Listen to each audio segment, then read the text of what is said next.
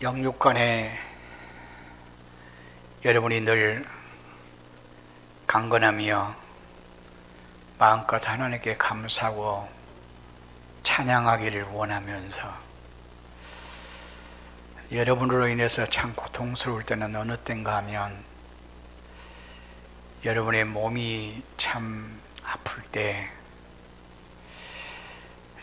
그 아픔을 좀 같이 해줄 수 없을 때 같이 나눠만 줄 수 있으면 나눠주고 싶은데 실제 그렇게 할 수 없을 때 참 고통스럽습니다. 그러니까 여러분의 몸이 아프면 저는 마음이 많이 아프곤 합니다. 그런가 하면 참 행복하고 좋을 때는 어느 때냐 이렇게 묻는다면 여러분이 말씀을 잘 경청하고 또 이 말씀이 여러분 마음판에 새겨져서 끊임없이 읊조리고 삶의 현장 속에서 하나님의 말씀에 순종하며 살아갈 때, 그러니까 금년의 표대로 말씀이 여러분의 삶이 되어질 때, 그리고 삶이 예배가 되어질 때 저는 참 행복합니다. 그러니까 여러분이 저를 행복하게 하는 비법은 곧 하나님을 행복하게 하는 비법일 수도 있습니다. 여러분이 저를 행복하게 하는 비법이 있다고 하면 하나님의 사람으로 행복하고 또 말씀이 삶이 되고 삶이 예배가 되는 모습 볼 때 참 행복해요. 근데 이것은 저만의 행복일까요? 우리 하나님은 더 좋아하지 않으실까요? 그런 여러분의 모습을 보면서 하나님이 그렇게 고백할 거예요. 참 보기 좋다. 심히 보기 좋구나. 하나님 스스로 감동되지 아니할까요? 그러니까 여러분이 신앙생활을 잘할 때 이것은 저에게 감동이 되어져요. 감동이 되어진다는 말은 무슨 말일까요? 다이돌핀이 내게서 생성되어진단 말이에요. 다이돌핀이 내게 생성된다는 말은 나의 영육간이 건강에 춤을 춘다, 그런 말이기도 해요. 여러분이 나에게 그렇게 다이돌핀을 생성시키는 일을 했다면 나를 최고의 섬김이라. 이 섬김을 하는 여러분들은 더 아름다운 복 있는 자라, 이렇게 말씀할 수가 있을 것입니다. 여러분, 다이돌핀이 뭔 줄 알죠? 다이돌핀을 좀 더 쉽게 설명하려면 엔돌핀을 알면 좋아요. 제가 한 석주, 넉 주 전에 이 얘기를 좀 한 것 같습니다만, 엔돌핀은 마약성 진통제의 성분이 있는 호르몬이에요. 초강력 몰핀이라고 이렇게 말할 수 있어요. 그러니까 마약성 진통제라고 하니까 몸에 해롭겠네 이런 생각을 할 수 있지만, 기존의 중독성이 있는 의학적인 그러한 진통제와는 전혀 다르게 중독이 전혀 되지 않은 천연의 진통제라 이렇게 말합니다. 엔돌핀이 그렇게 좋은 거예요. 그러면 엔돌핀은 언제 생성이 되어지냐 하면 잘 웃을 때, 기쁘고 즐거울 때. 그러니까 여러분이 다른 사람을 웃게 한다, 기쁘게 한다, 즐겁게 한다 그러면 엔돌핀을 선물하고 있는 거예요. 그런데 이것보다 4,000배 더 강력한 효력이 있는 것이 뭐냐? 다이돌핀이에요. 엔돌핀만도 항암에 효과가 있다고 그래요. 다이돌핀은 3000배 강력한 힘을 발휘하는 거라니까요. 이 다이돌핀은 어느 때 생성된다고요? 감동 먹을 때예요. 그래서 감동의 호르몬이라 이렇게 말을 하기도 하고 만병통치약이라 이렇게 말을 하기도 해요. 그러면서 인터넷 여러분 한번 찾아보면 다이돌핀이 어떻게 해서 생성되는가 8가지 나와 있더라고요. 하나 얘기하면, 한두 가지만 얘기한다고 그러면, 좋은 노래를 들었거나 아름다운 선율이 가슴 깊이 울려 퍼질 때라고 말을 해요. 저는 이 내용을 보면서 이번 주에도 몇 번 들었던 찬양이 생각이 났어요.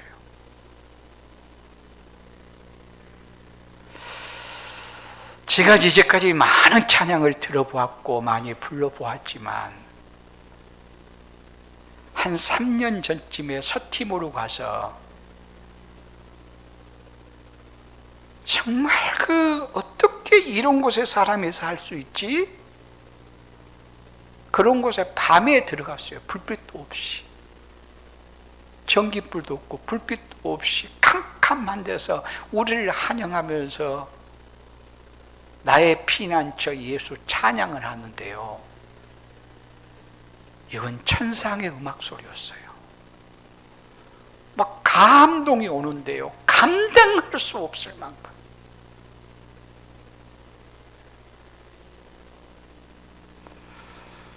이런 곳에 어떻게 사람이 살고, 한 150명 모였던 것 같아요, 아이들이. 그때가 밤, 지금으로 말하면 한 7시 반쯤, 지금 6시 반이면 어두워지죠? 하여튼 시간은 정확하게 모르지만 어두워졌을 때요, 어두워졌을 때.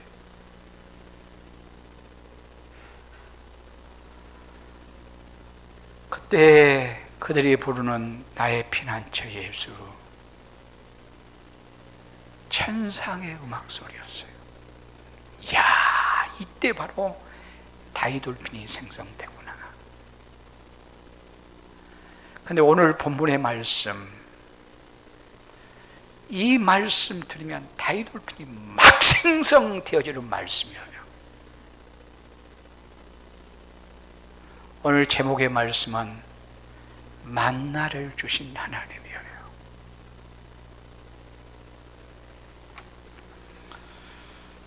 오늘 본문의 말씀을 보면 이스라엘 백성들이 애굽에서 나와서 맨 처음에 딱 힘든 시험이 뭐냐면 홍해예요.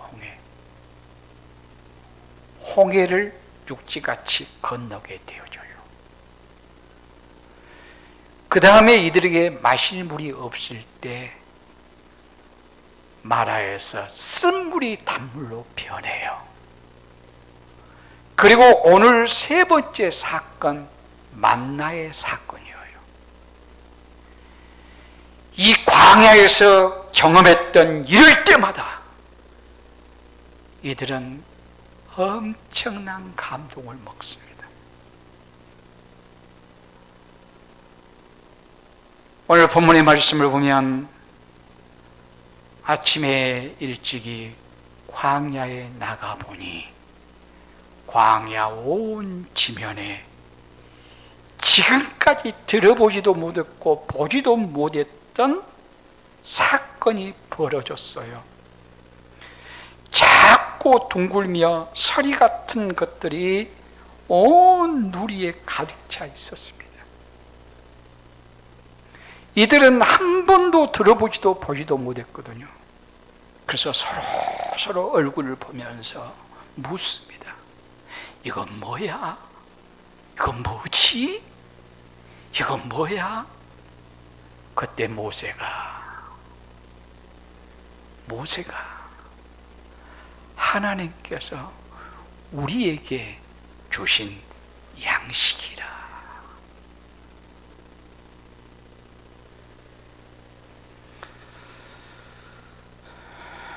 이렇게 답을 하게 되어집니다. 그게 뭐지요? 만나예요. 만나의 뜻은 바로 뭐냐 하면 히브리어로 만후 이런 단어를 가지고 있는데, 이게 뭐야? 감동하는 거예요.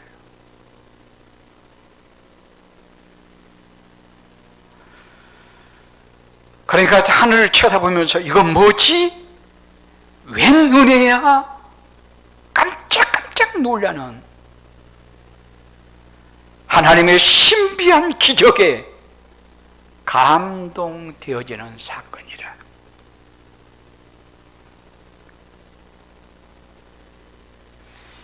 그래서 광야 40년 동안 이들이 이것을 먹고 살았는데, 광야에서 하나님의 기적의 신비를, 경이로움의 감동을 먹고 사는 기간이었다, 이렇게 말씀할 수가 있어요. 출애굽기 16장 35절 말씀 한번 볼까요? 우리 다 같이 시작.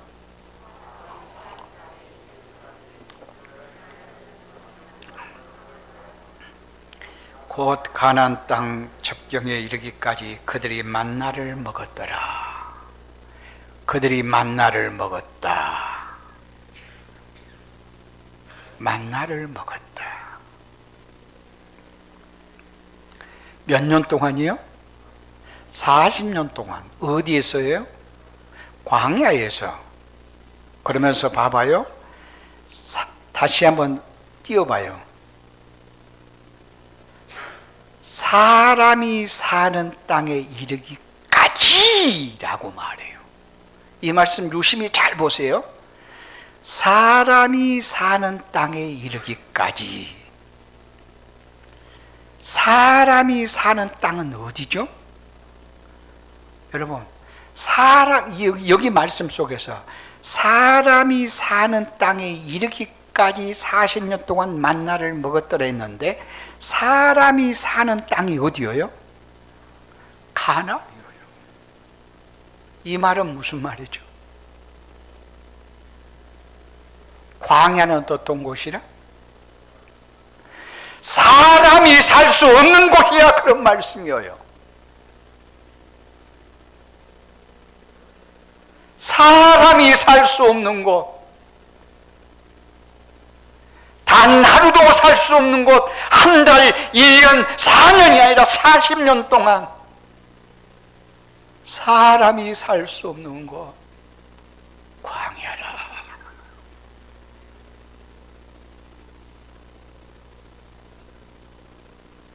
그러니까 하나님께서 초자연적인 기적과 신비의 방식을 통해서 하나님이 먹을 것을 허락하셨다.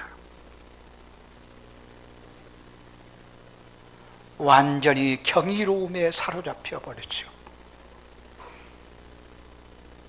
사람이 살 수 없는 곳에 하나님의 일용할 양식을 허락하시다니. 성경 말씀 너무 좋지 않는가요? 우리 하나님 너무 좋지 않나요?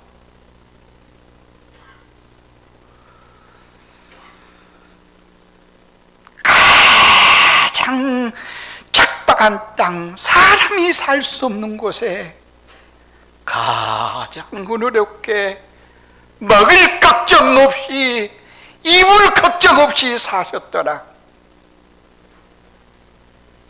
와, 이건 뭐야?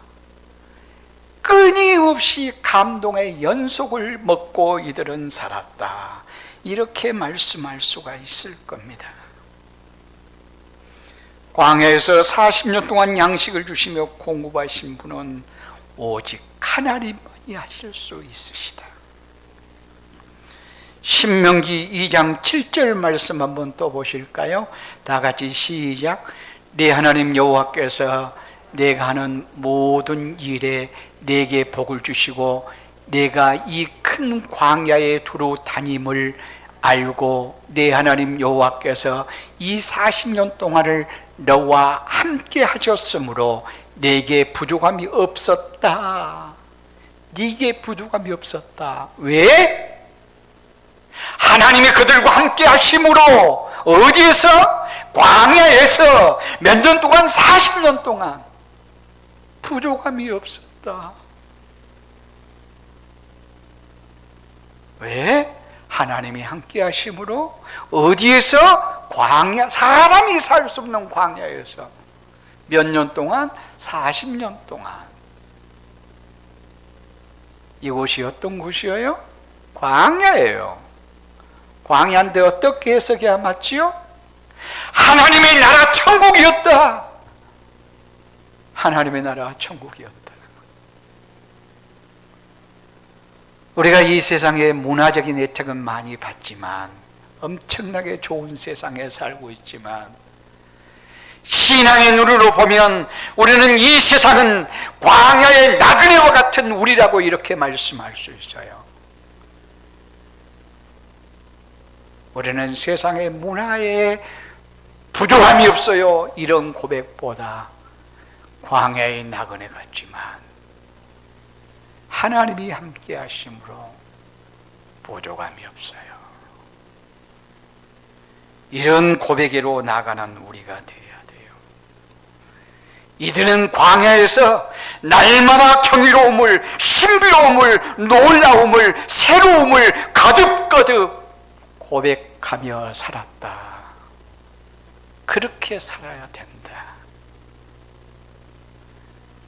그런데 그러지 못할 때가 너무 많아요. 원망할 때가 너무 많아요. 40년 동안 먹거리로 인해서 끊임없이 감동해야 되는데,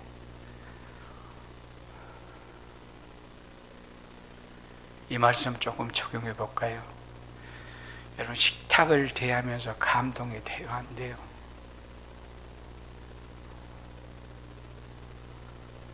제가 이 광야 40년 동안 일인 것처럼 지금 결혼한 지 40년 됐더라고요.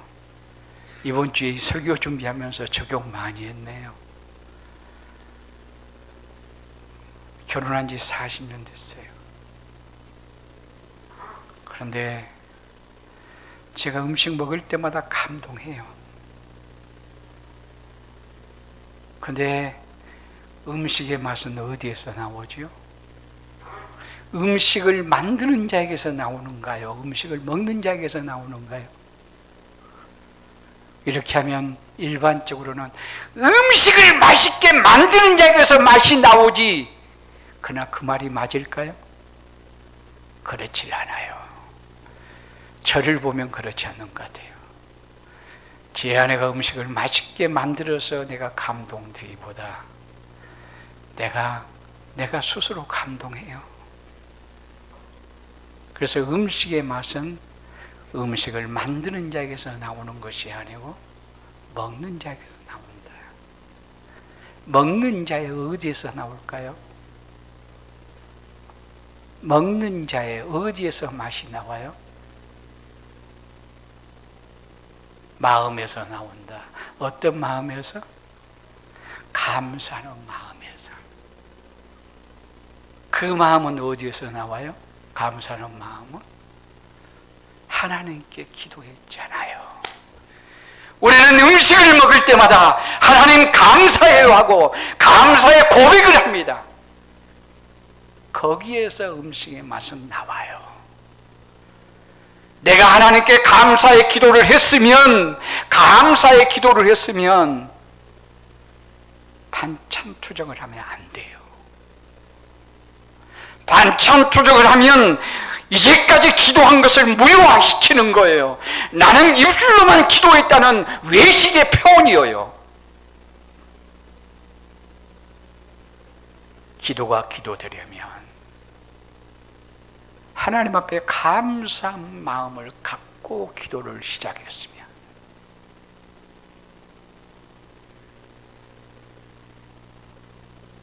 실제 음식을 먹으면서 감동되게 먹을 수 있어야 돼요. 그래서 제 아내에게 제가 무슨 얘기를 많이 한 줄 알아요? 최근에 뭐 이번 일주일만이 아니고 뭐 한 달, 두 달, 하여튼 얘기를 많이 하는 얘기가 있어요. 무슨 얘기를 많이 한 줄 압니까, 여러분? 여러분, 제가 이런 얘기를 많이 해요. 여보, 당신 이 반찬을 제일로 필요로 하는 식당을 하면 좋겠다. 제가 식당을 하면 좋겠다. 야, 당신 식당 하면 손님들 미어 터지는데. 그 칭찬이잖아요. 그 칭찬은 어디서 나와요? 내가 감동한 데서 나온 거예요. 근데 제 아내가 음식을 잘 만들어서 그럴까요? 제 아내가 박명자 권사님보다 음식을 잘 만들까요? 강기순 권사님보다 음식을 잘 만들까요? 세 사람의 음식을 딱 만들어서 100명 한번 먹어봐. 그러면 맛을 보라면 제 아내에게는 한 사람, 두 사람 점수를 줄까요? 그리고 나머지는 전부 다 한 40명씩은 저쪽에서 전부 다 지지를 할 거란 말이에요.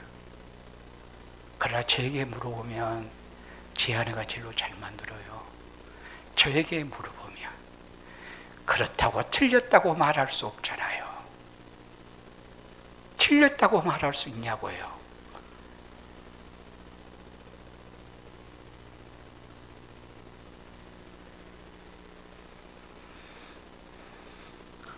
음식의 맛은 본인에게 있어요. 가만히 보니까 40년 동안 음식을 만들었더라고. 40년 동안. 이야, 대단해요. 여인들 대단한 것 같아요.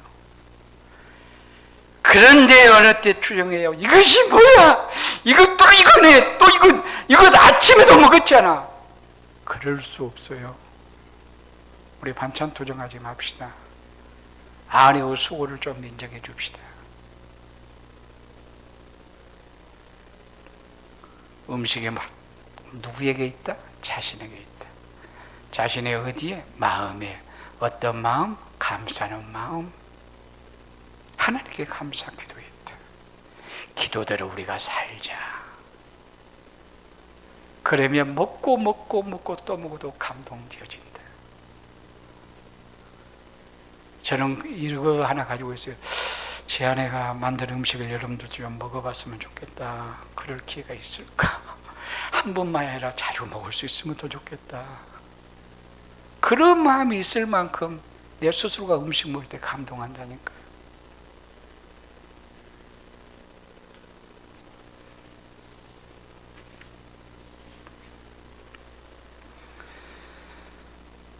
예수님이 어린아이를 좋아하는 경우가 어떤 경우인 줄 압니까? 왜 여러 가지로 말할 수 있지만 왜 어린아이를 예수님이 그렇게 좋아하셨을까? 여러분 어린아이를 키우면서 한 1년 되면 무엇을 하기 시작하죠? 말을 하기 시작해요. 물론 그때 걷기도 시작하지만 말하기도 시작해요. 뭐 좀 빠를 수도 있고 늦을 수도 있고 상관없어요. 한 1년 되면. 무슨 말을 하죠? 엄마, 그렇게 아빠, 그런 말을 해요. 그 다음에 조금 더 지나요. 조금 더. 뭐 1년 6개월 할까 2년이라 할까요? 뭔가 인지하기 시작되어져요. 그러면 무슨 말을 많이 한 줄 알아요? 어린아이들이. 무슨 말을 많이 해요? 그때부터는 어린이가요, 만나의 삶을 사는 것을 구체적으로 증명해요. 만나의 삶을 사는 것을 구체적으로 증명한다니까요. 무슨 말을 한다고 말이에요? 자, 1년 됐어요. 1년 반 됐어요. 2년 됐어요. 그 아이가 무슨 말을 많이 해요? 좀, 엄마, 이건 뭐야? 이건 뭐야? 보는 것마다, 만지는 것마다 뭔가 이건 뭐야? 뭐야? 이건 뭐야? 끊임없이 물어요. 그래서 교육학자들에는 그럴 때 어떤 말도 거절하지 말라. 묻고 또 물어도 대답을 해주라. 그때 부모의 사랑을 알 수 있는 법이다. 그렇게 말해요. 이건 뭐야? 그 말 속에 뭐가 담겨 있어요? 경이로움이 담겨 있단 말이에요. 그러니까 어린아이가 감동되어진다 그 말이에요. 이건 뭐지? 엄마 이건 뭐야? 지금 감동 먹는 거예요 어린아이가. 이렇게 어린아이가 지금 묻고 있는 것은 뭐라고요? 만나의 삶을 살고 있다 이렇게 생각하면 틀림없어요. 근데 너는 왜 또 물어? 그러면서 꺾어버린다? 그러면 안 된단 말이에요. 묻고 또 물어도 계속해서 대답해 줘야 된다.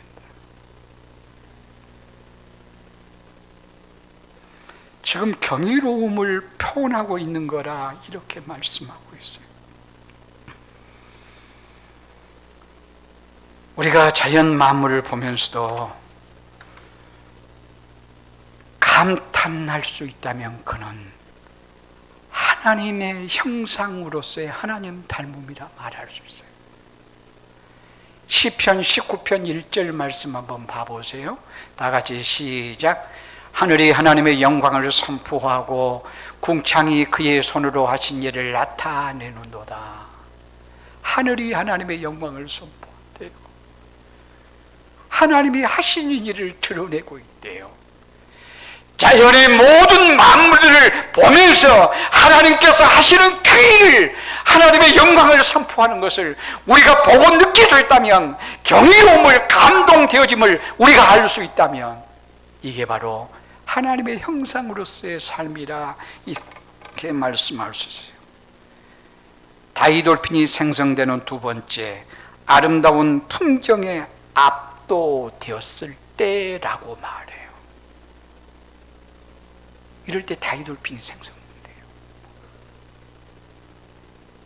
아름다운 풍경이 압도돼요. 봄, 여름, 가을, 겨울, 사계절 옷을 갈아입어요. 우리도 옷을 갈아입지만 우리도 그뿐만 아니라 자연도 옷을 갈아입어요. 봄의 아름다운 새싹들, 꽃들 봐봐요. 여름이면 시원한 물, 시원한 바람. 가을이면 요즘 산의 단풍들이 물들기 시작하고, 가을 들녘에는 풍성한 열매들로 가득 차고, 겨울에는 설경이 또한 얼마나 아름다운지, 또 하늘의 별과 달, 또 바다의 고기들, 또 육지의 생물들, 식물들, 동물들, 사람들, 초목들, 얼마나 아름다운지. 이 아름다움을 아름답다 말할 수 있으면 주님 닮음이고, 주님이 가장 영광 받으시고 기뻐할 만한 일이라 이렇게 말씀할 수가 있는 것입니다. 온통 이 세계는 하나님의 신비로 가득 찼다 이렇게 말씀할 수가 있어요. 우리의 몸의 구조를 보아도 경이로움의 덩어리라고 이렇게 말할 수가 있어요. 우리가 대한민국 이 나라에 살고 있습니다만, 이 나라를 보아도 신비한 나라예요.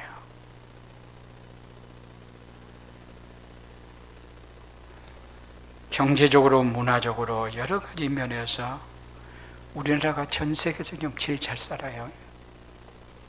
코로나19로 인해서 증명해줘요. 지난주에 보니까 영국은 하루에 2만 명씩, 영국이 우리나라보다 조금 더 큽니다. 나라 규모가. 거가 한 6천 얼마, 우리가 5천 얼마고 6천 얼마인가 될 거예요, 인구가. 유럽은 전부 다 막 몇천 명, 하루에 몇천 명, 몇만 명. 영국은 하루에 2만 명이라니까요.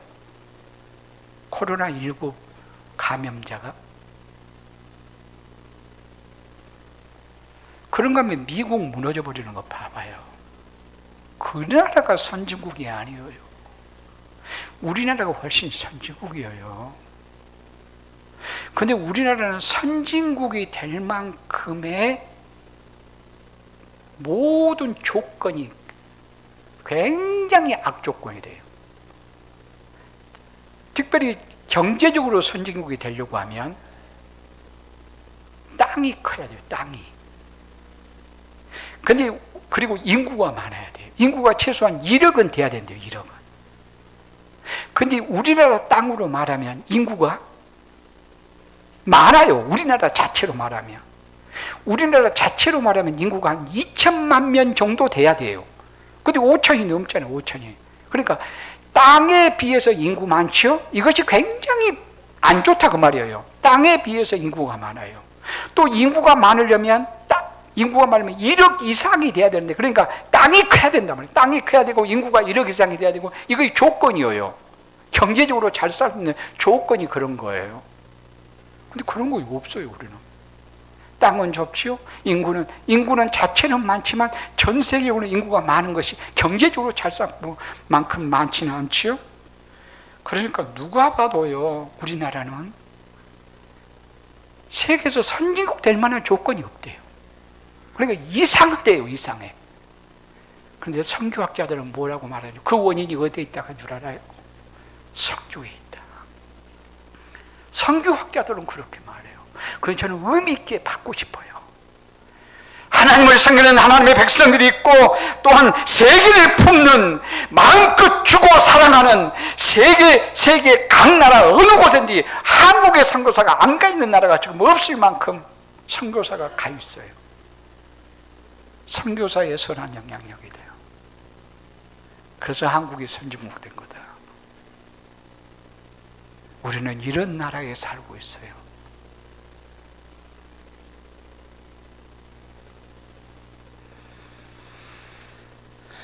우리가 지금 현실적으로 그렇잖아요. 하나님이 우리의 매일의 삶 속에서 하나님의 은혜로 해석 안 하고는 해석할 것이 없고, 하나님의 은혜로 설명 안 하면 설명할 것이 없어요. 그러니까 무엇인가 해석하려 해도 설명하려고 해도 하나님의 은혜, 이게 고백되어져야 돼요. 그래야 바른 해석, 바른 설명이라고 말씀할 수 있어요. 특별히 광야에서 만나를 보면 더 그렇잖아요. 그런데요, 하나님께서 만나를 내리시지만 이 은혜에는 거둠의 노동이 요구되어집니다. 하나님께서 은혜를 베푸시지만 우리 인간에게 요구되어진 것이 있단 말이에요. 우리가 그 요구에 기쁘게 순종해야 하나님이 베푸신 은혜를 풍성하게 누릴 수가 있다, 그런 말씀이에요. 출애굽기 16장 4절 말씀 한번 봐봐요. 다 같이 시작.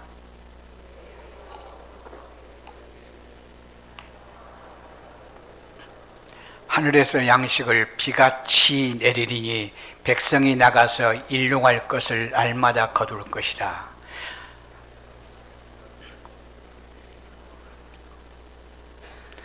자, 하늘에서 만나를 무엇같이? 비같이 엄청나게 만나를 내리시리라. 그리고 사람에게 요구된 것이 뭐예요? 너희는 나가서 일용할 양식을 거두라. 일용할 양식을 거두라. 거둠의 노동을 필요로 해요.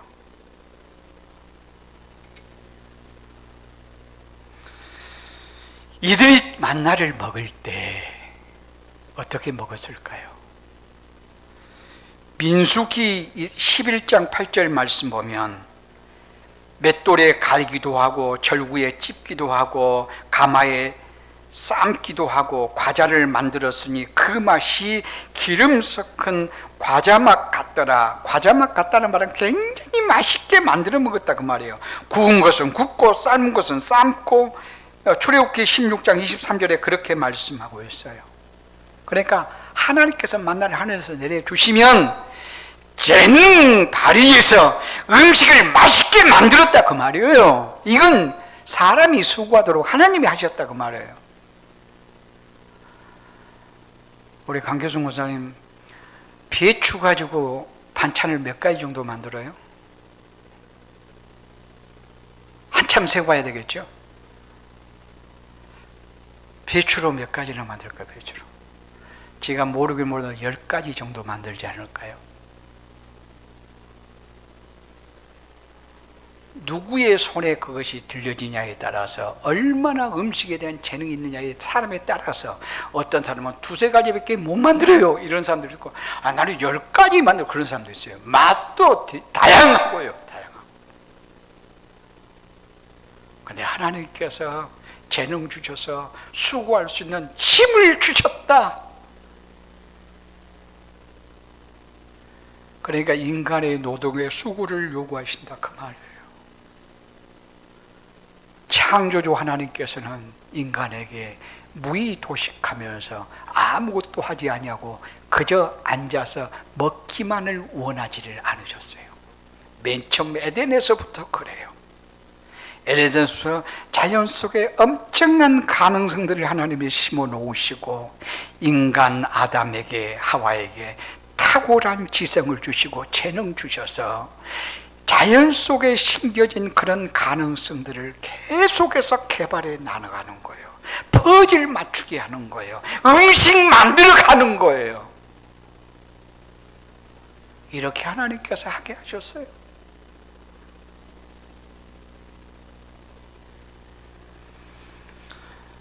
성경에 보면 너희가 염려하지 마라 그런 말씀이 성경에 나와요.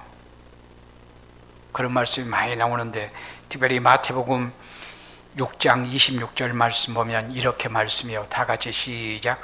공중의 새를 보라.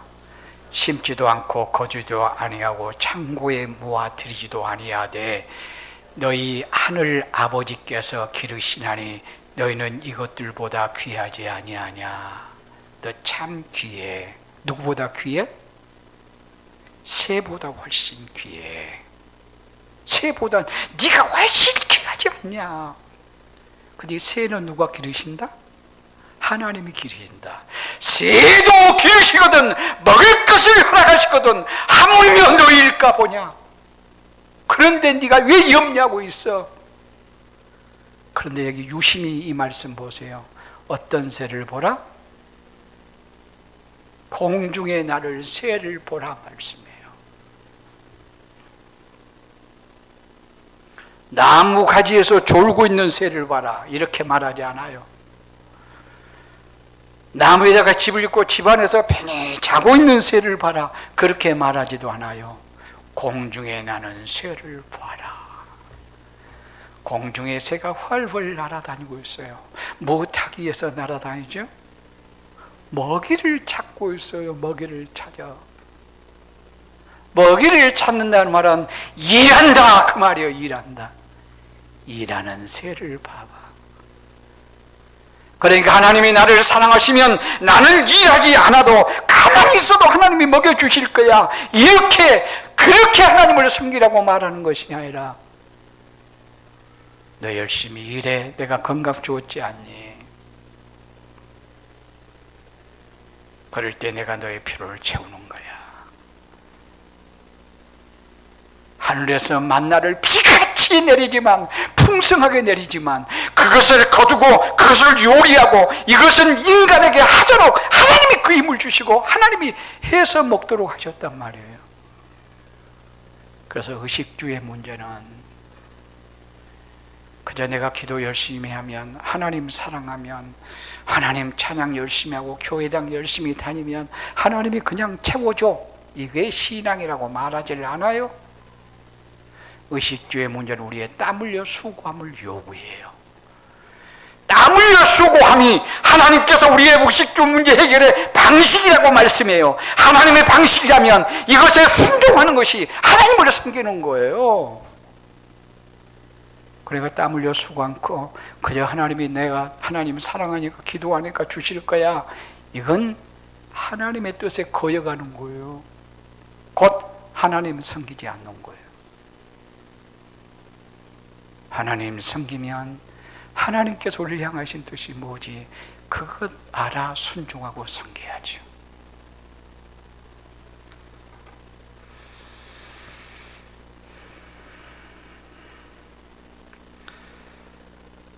게으른 자에게 말씀했어요. 잠언 6장 말씀 보면 게으른 자여 개미에게 가서 그 하는 것을 보고 지혜를 얻어라. 개미한테 가서 좀 배워. 너 개미만 또 못하잖아. 이런 말씀이에요. 그런가 하면 바울은 데살로니가 후서 3장 10절 말씀 보면 일하기 싫어하거든 먹지도 말게 하라. 이 말을 지경은 얼마나 무서운 말씀인 줄 아나요? 일하지 않고 너 먹고 싶냐? 차라리 죽어. 그 말이에요. 우리는 일하는 것을 귀하게 여겨야 돼요. 제가 강원도 제가 몇 번 가보려다 결국 못 가고 말았습니다만, 강원도 태백에 가면 예수원이라는 곳이 있다고 그래요. 예수원에 가면 거기는 뭐라고 새겨져 있냐면 노동은 기도다 이렇게 새겨져 있대요. 그러니까 노동하면서 기도하고, 노동하는 자체가 하나님을 섬기고 하나님을 의지하는 거야. 하나님의 뜻에 순종하는 거야. 그러니 노동은 기도야, 그 말이에요. 그러니까 우리가 하나님을 섬길 때 내 방식으로 열심히 하려고 하지 말고 하나님의 방식이 무엇인가 알고 순종하는 것이 하나님 열심히 섬기는 거예요. 만나. 결국 만나는 어디에서 해석돼야 되는 줄 알아요? 그리스도 예수 안에서 해석돼야 돼요. 만나는, 진정한 만나는 예수 그리스도예요. 그리고 광야의 만나는 예수 그리스도의 그림자예요.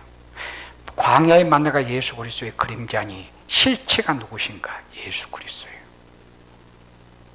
그래서 만나를 먹고 살아야 되는 것이 아니고 생명의 떡이신 예수 그리스도를 믿고 먹고 살아야 돼요. 자, 우리 성경 찾아봐요. 요한복음 6장 31절부터 35절까지 다 같이 시작. 기록된 바 하늘에서 그들에게 떡을 주어 먹게 하였다 함과 같이 우리 조상들은 광야에서 만나를 먹었느니라. 예수께서 이르시되 내가 진실로 진실로 네게 이르노니 모세가 너희에게 하늘로부터 떡을 준 것이 아니라 내 아버지께서 너희에게 하늘로부터 참떡을 주시나니 하나님의 떡은 하늘에서 내려 세상에 생명을 주는 것이니라. 그들이 이르되 주여 이 떡을 항상 우리에게 주소서. 예수께서 이르시되 나는 생명의 떡이니 내게 오는 자는 결코 줄이지 아니할 터이요 나를 믿는 자는 영원히 목마르지 아니하리라.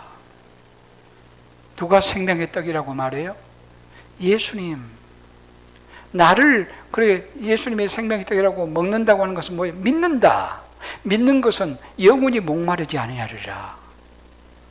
예수님의 생명의 떡이라. 누구를 지금 얘기하면서 예수님이 예를 들지요? 인용하지요? 모세 광야에서 만나를 인용해요. 만나를. 그러니까 만나는 결국 예수 그리스도의 그림자이고 실체 되신 분은 누구신가? 예수 그리스도라. 만나는 광야에서만이어요. 만나는 끝났어요. 예수 그리스도가 진정한 만나, 영원한 양식이요 영원한 생명을 주는 만나라라고 이렇게 말씀할 수 있어요. 그래서 예수 그리스도 안에서 우리는 이 신비함을 경험하고 사는 존재예요. 이것은 무엇을 보면 알 수 있느냐? 예수 믿는 자 삼일체 하나님과의 관계를 생각해 봐요. 성부 하나님을 우리는 아빠, 아버지라 불러요. 이보다 더 신비하고 경이롭고 오묘한 일이 어디가 또 있나요? 하나님이 우리 아빠, 아버지래요. 그런가 하면 성자 예수님, 우리와 신비한 연합의 관계를 맺어서 우리 교회를 그리스도의 몸이라 말씀하고 우리를 주님께서는 너의 나의 신부야 라고 말씀하세요. 이보다 더 오묘하고 신비하고 경이로운 일이 어디가 또 있을까요? 성령 하나님이 우리 안에 계셔서 우리를 성전 삼으셨어요. 그래서 진정한 만나는 예수 그리스도이시고 예수 그리스도와 신비한 연합의 관계를 갖고 있는 우리가 만나 되어야 돼요. 우리가 만나.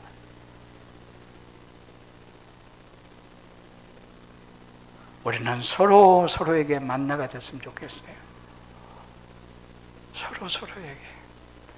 서로 서로에게 만나가 된다는 말은 채운다는 말이고, 서로 서로에게 만나가 된다는 말은 감동이 된다는 말이에요. 감동이. 서로 만나게 되면 상대방의 영육간의 문제를 치유하는 능력이 나를 통해서 발산된다는 말이기도 하고요. 우리 하나님을 향해서 이렇게 고백 한번 해봐요. 하나님, 그리스도 안에서 나를 만나 삼으셔서 감사해요.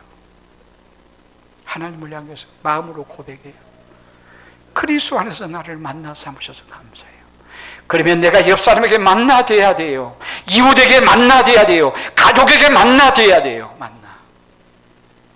선한 영향력이 돼야 된단 말이에요. 감동 줄 수 있어야 된단 말이에요. 신앙의 매력이 있어야 된단 말이에요. 우리는 만나였으면 좋겠어요. 그러나 만나는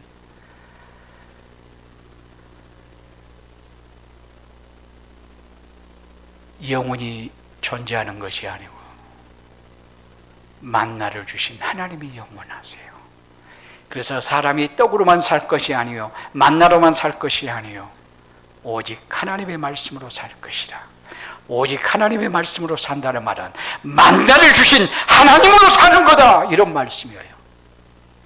그러니까 마지막 적용한다면 나는 여러분에게 만나고 여러분은 내게 만나고 서로 만나예요. 서로 만나 되었으면 좋겠어요. 그러나 나 없이도 여러분 살 수 있고 여러분 없어 나 살 수 있고 서로서도 없어 살 수 있어요. 그러나 누구 없으면 못 사냐? 만나를 허락하신 하나님 없이는 못 살아요. 하나님 없이는.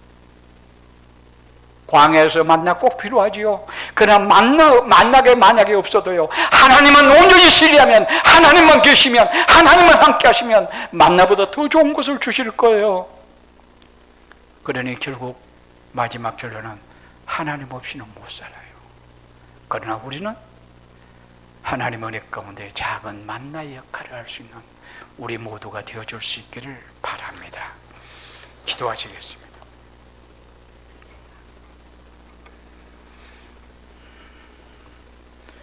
우리 아버지 하나님, 진정한 만나이신 예수 그리스도, 그분 안에서 우리들도 작은 만나 되게 하여 주신 것 감사합니다. 은혜를 끊임없이 고백하며 은혜가 은혜되게 주의 뜻에 합당하여 살아감으로 만나는 사람들에게 감동 주는 우리가 되어지도록 은혜 입혀 주옵소서. 예수님의 이름으로 기도드리옵나이다. 아멘.